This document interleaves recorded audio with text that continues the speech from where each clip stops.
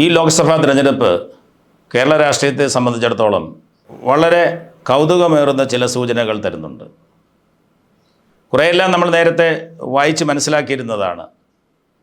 നമ്മൾ നേരത്തെ പറഞ്ഞിരുന്ന ഒരു കാര്യം, കേരള രാഷ്ട്രീയത്തിന് BJPയോട് ഒരു അപ്രിയമുണ്ട്. അതുകൊണ്ടാണ് പലപ്പോഴും അവർക്ക് അസംബ്ലിയിലേക്കോ പാർലമെൻറ്റിലേക്കോ അവർക്കുള്ള സ്വാധീനത്തിൻ്റെ അടിസ്ഥാനത്തിലുള്ള ഒരു വോട്ട് ഷെയർ കിട്ടാതെ പോകുന്നത്.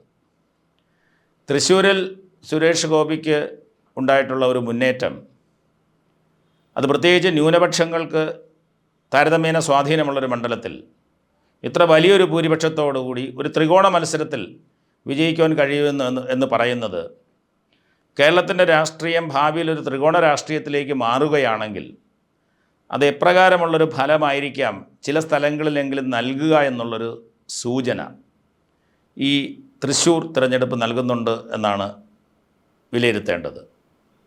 അത് എത്രമാത്രം കേരളത്തിൻ്റെ എല്ലാ പ്രദേശങ്ങളിലും വർക്കൗട്ടാവും എന്നൊന്നും നമുക്കിപ്പോൾ പറയാൻ കഴിയില്ല. ചിലപ്പം സുരേഷ് ഗോപിയുടെ ഒരു കലാകാരൻ എന്നുള്ള ആ സാന്നിധ്യവും അംഗീകാരവും ഒക്കെ അതിലൊരു ഘടകമായിരിക്കാം. ചിലപ്പോൾ ഈ പ്രതിഭാസം നിലനിൽക്കണമെന്നുമില്ല. എന്നിരുന്നാലും BJPയെ സംബന്ധിച്ചിടത്തോളം അതൊരു വാതിലാണ്. കേരള രാഷ്ട്രീയം ഒരു ത്രികോണ സ്വഭാവത്തിലേക്ക് മാറാനുള്ള സാധ്യതകളുണ്ട് എന്നൊരു സൂചന അത് നൽകുന്നുണ്ട്. അതുപോലെ തന്നെ BJPയുടെ മറ്റ് പല സ്ഥാനാർത്ഥികളും പല ഘട്ടങ്ങളിലായിട്ട്, ആലപ്പുഴയിലാണെങ്കിലും തിരുവനന്തപുരത്ത്, അതുപോലെ മറ്റ് പല സ്ഥലങ്ങളിലും മുന്നിൽ വരികയും അല്ലെങ്കിൽ രണ്ടാമത് വരികയും ഒക്കെ ചെയ്ത കാര്യങ്ങൾ ക്രമേണ നമുക്ക് മനസ്സിലാവും.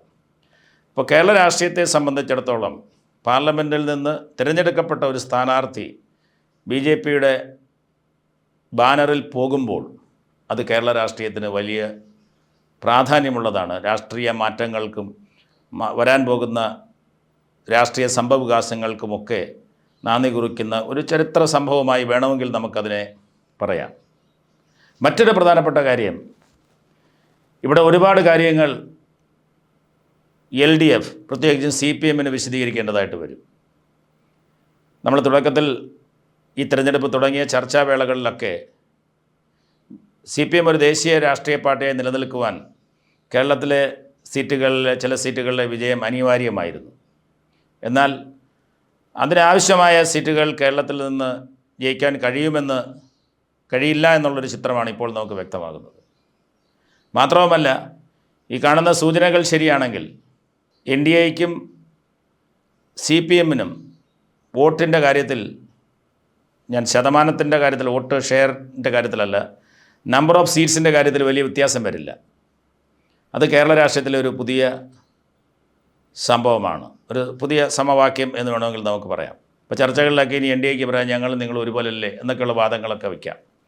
അപ്പോൾ അതിന് CPM LDF എപ്രകാരമായിരിക്കും മറുപടി പറയേണ്ടത് എന്നുകൊണ്ട് CPM എല്ലാം തകർന്നു അല്ലെങ്കിൽ എല്ലാം തീർന്നു എന്നൊന്നും അർത്ഥമൊന്നുമില്ല. CPM ഇപ്പോഴും കേരളത്തിലെ വളരെ പ്രബലമായിട്ടുള്ള ഒരു രാഷ്ട്രീയ പാർട്ടിയാണ്, സാന്നിധ്യമാണ്, ആശയമാണ്, ഇതെല്ലാം വളരെ പ്രസക്തമാണ്. പക്ഷേ രാഷ്ട്രീയമായി ഇതിന് വിശദീകരണം നൽകുക അത്ര എളുപ്പമല്ല. അപ്പം ഇടതുപക്ഷ രാഷ്ട്രീയത്തിന് എന്താണ് സംഭവിച്ചിരിക്കുന്നത്, എന്ത് അപജയങ്ങൾ കൊണ്ടാണ്, അത് ഭരണവിരുദ്ധ വികാരം കൊണ്ടാണോ, അല്ലെങ്കിൽ BJPയുടെ വർദ്ധിച്ചു വരുന്ന സ്വാധീനം കൊണ്ടാണോ, അതോ UDFൻ്റെ പ്രത്യേകമായിട്ടുള്ള അനുകൂല ഘടകങ്ങൾ കൊണ്ടാണോ ഇത് സാധ്യമാക്കിയത് എന്നുള്ളൊരു വലിയ ചോദ്യമാണ്.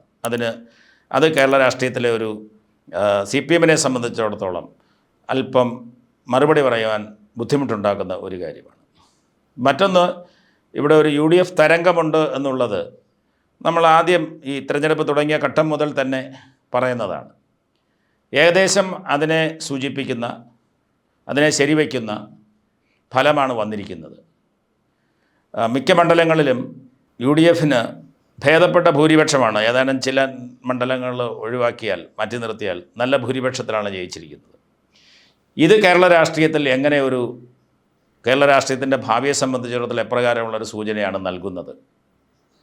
അടുത്ത നിയമസഭാ തിരഞ്ഞെടുപ്പിൽ UDFൻ്റെ ഈ വലിയ വിജയം എപ്രകാരമാണ് ഇതിനെ സ്വാധീനിക്കുക? അതുപോലെ തന്നെ BJP അടുത്ത അസംബ്ലി തിരഞ്ഞെടുപ്പിൽ അല്ലെങ്കിൽ കേരള രാഷ്ട്രീയത്തിൽ ഇനി എങ്ങനെയാണ് പെരുമാറുക? ഇങ്ങനെയുള്ള കാര്യങ്ങളൊക്കെ ചേർന്ന് കേരള രാഷ്ട്രീയം ഏത് ദിശയിലേക്ക് പോകുന്നു?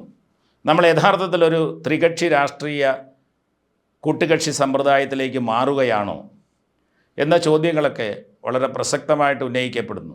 അങ്ങനെ ഒരു ത്രികക്ഷി രാഷ്ട്രീയത്തിലേക്ക് പോകുകയാണെങ്കിൽ ഒരു അസംബ്ലി തിരഞ്ഞെടുപ്പ് വരുമ്പോഴൊക്കെ ഏത് രാഷ്ട്രീയ കക്ഷിക്കായിരിക്കാം ഒരു വിജയിക്കാൻ സാധ്യത. ഇപ്പോൾ മൂന്ന് കക്ഷികൾ ഒരുപോലെ മത്സരിച്ച മണ്ഡലം തൃശ്ശൂരാണ് ഒരു സ്ഥലം തിരുവനന്തപുരമാണ്.